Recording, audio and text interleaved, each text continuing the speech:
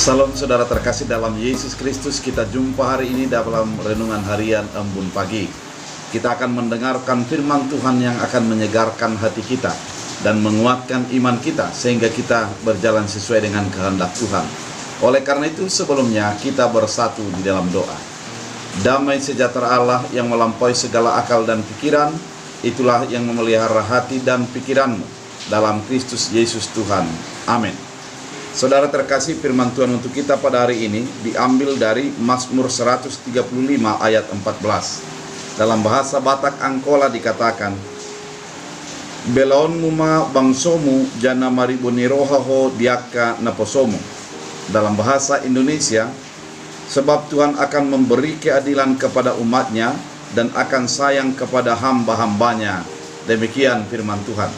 Saudara terkasih dalam Kristus Yesus, firman Tuhan kali ini merupakan sebuah pengakuan daripada pemazmur dengan mengatakan haleluya, yaitu puji Tuhan. Karena dia merasakan bahwa hanya Tuhanlah yang patut untuk dipuji. Kalau mengandalkan manusia itu terbatas. Dan kalau mengandalkan kepada dewa-dewa, dia memiliki mulut namun tidak berbicara. Dia memiliki tubuh namun tidak bergerak. Namun ketika Allah itu adalah Allah yang maha kuasa, yang memberikan pembelaan kepada umatnya, Tuhan melakukan apa yang dikehendakinya, dan langit bumi merupakan di bawah kuasa daripada Allah. Kemudian ketika pemazmur mengatakan ini, dia juga mengingat bahwa dia telah memukul mati ketika bangsa anak sulung daripada orang Mesir, sehingga mengeluarkan umat kesayangan itu dari jajahan Mesir yang ada. Dan kemudian Tuhan mendatangkan tanda-tanda mujizat-mujizat di tengah-tengahmu, hai Mesir, menentang Firaun dan menentang semua pegawainya. Artinya pembelaan Allah nyata bagi umat kesayangan Allah, yaitu bangsa Israel itu sendiri. Dialah juga yang memukul kalah banyak bangsa, dan Sion menjadi raja orang Amori, dan Og dan raja Basan dan segala kerajaan Kanaan. Dia memberikan tanah kepada bangsa Israel, tanah yang dijanjikan oleh Allah. Dengan demikian pemazmur memperlihatkan bahwa memang Allah itu adalah adil, di mana keadilan Allah tidak bisa diukur oleh manusia, karena keadilan Allah itu adalah keadilan yang nyata dan tidak bisa diukur oleh kebenaran-kebenaran manusia, karena Allah adalah sumber kebenaran dan keadilan itu. Ketika Tuhan melakukan kehendaknya, itu adalah keputusan keadilan Allah yang paling tinggi, bukan menjadi apa yang dikehendaki manusia, bukan menjadi apa yang dipikirkan oleh manusia yang menjadi keadilan Allah. Keadilan Allah berasal dari Allah sendiri dan merupakan menunjukkan kebenaran dan kekuatan Allah.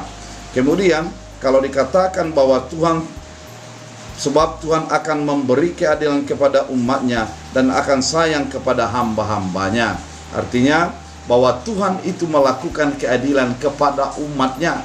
Keadilan Allah itu diberikan kepada umatnya. Kalau keadilan adalah tesedek, artinya bisa diukur dan tidak menjadi bimbang, tidak ragu.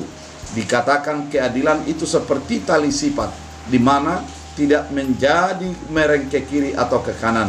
Dia berbanding lurus dengan apa yang dikehendaki oleh Allah. Pada firman Tuhan kali ini juga dikatakan bahwa dia akan sayang kepada hamba-hambanya. Hamba-hamba Tuhan, orang yang dikasihi Tuhan itu adalah disayangi oleh Tuhan.